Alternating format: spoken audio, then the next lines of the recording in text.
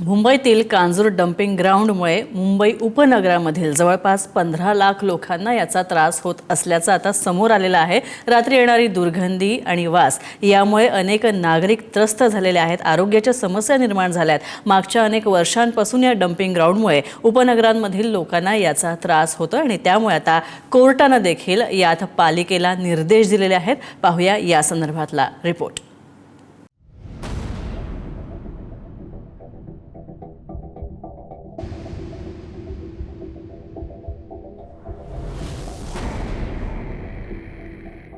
हे आहे Kanjur dumping ground. मुंबईतील देवनार आणि गोराई डम्पिंग ग्राउंडची क्षमता संपल्यानंतर महापालिकेने कचरा टाकण्यासाठी कांजूर मार्ग येथील खारफुटी आणि सॉल्ट पॅन जमिनीची निवड केली आहे। हे डम्पिंग ग्राउंड सुमारे 106 ते 140 हेक्टर क्षेत्रफळात पसरलेलं आहे। मुंबईतल्या कचऱ्याची विल्हेवाट लावण्यासाठी दिवसाला जवळपास 5000 मेट्रिक टन इतका कचरा या डम्पिंग ग्राउंड मध्ये येतोय आणि त्यामुळे विक्रोळीपासून ते मुलुंडपर्यंत प्रदूषण तर वाढलंच, शिवाय या संपूर्ण भागामध्ये दुर्गंधी मागील अनेक दिवसांपासून पसरलेली पाहायला मिळते।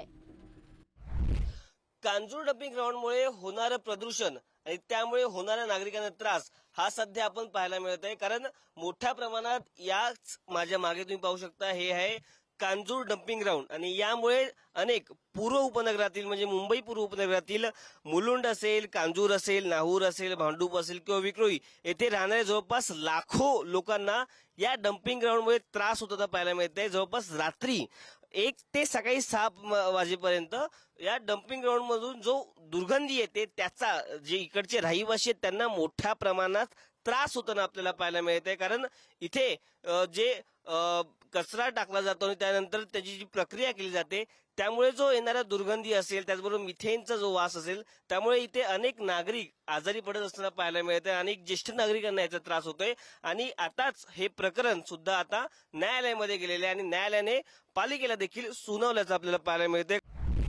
कांजूर मार्ग डम्पिंग ग्राउंडमुळे होणारे प्रदूषण आणि दुर्गंधीमुळे मुलुंड, भांडूप आणि विक्रोळी येथील लाखो रहिवासी त्रस्त होतात। हे कोणत्याही परिस्थितीत नाकारता येणार नाही, अशा शब्दात मुंबई उच्च न्यायालयाने मुंबई महापालिकेला सुनावलंय।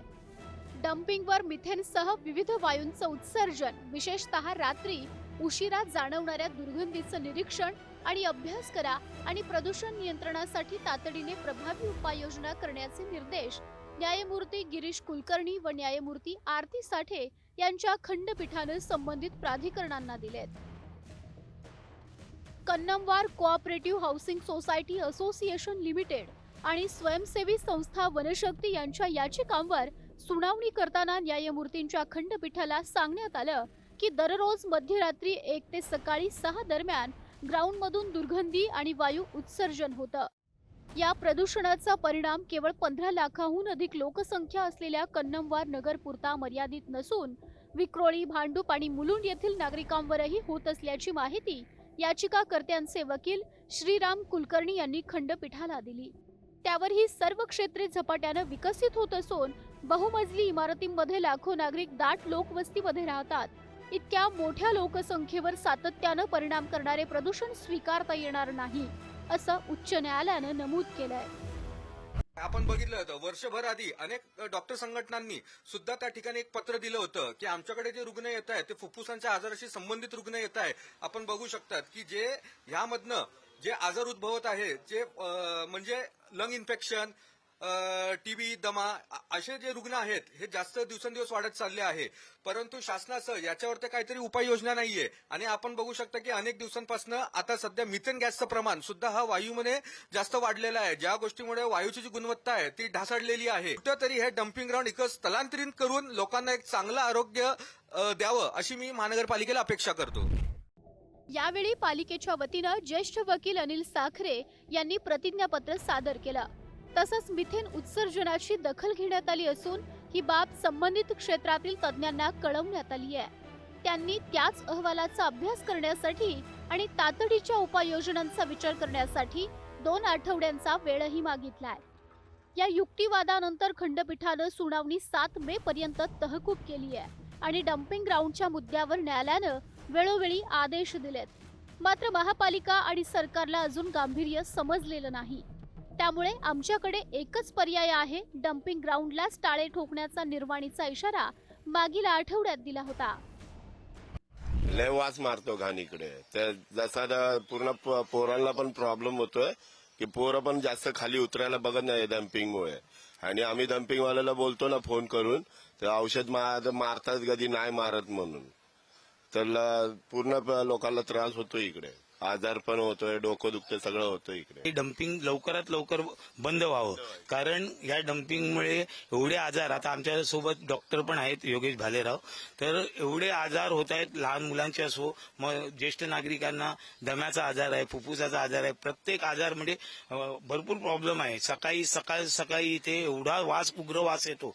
त्यांचा लँडलाईन नंबर आहे, तिथे कॉल केल्यानंतर ते लोक प्रक्रिया चालू करतात. उलटी जुलाबचे पण प्रश्न भरपूर आहेत. मिथेन वायू हा फक्त गॅस नाहीये, तर हा ज्वलनशील गॅस आहे, ज्याच्यामुळे उद्याला विक्रोळीमध्ये एक तिकडे जर काही त्रास झाला तर एक मोठा ब्लास्ट होण्याची शक्यता आहे आणि खूप जीवितहानी देखील होऊ शकते. त्याच्यामुळे लोकांना श्वसनाचे त्रास, आजार, त्वचेचे विकार हे होतात. कारण 2009च्या अगोदरपासून हा विषय आहे आणि प्रत्येक व्यक्ती आपली पोळी भासतो की आम्ही डम्पिंग ग्राउंड हटवणार, तुम्ही डम्पिंग ग्राउंड हटवणार, परंतु सर्वसामान्य नागरिकाचे नेहमी हाल होतात. कांजूरमार्ग डम्पिंग ग्राउंडमुळे परिसरातील रहिवाशांना होणारा दुर्गंधीचा त्रास कमी व्हावा, यासाठी उपाययोजना अधिक प्रभावीपणे राबवावी.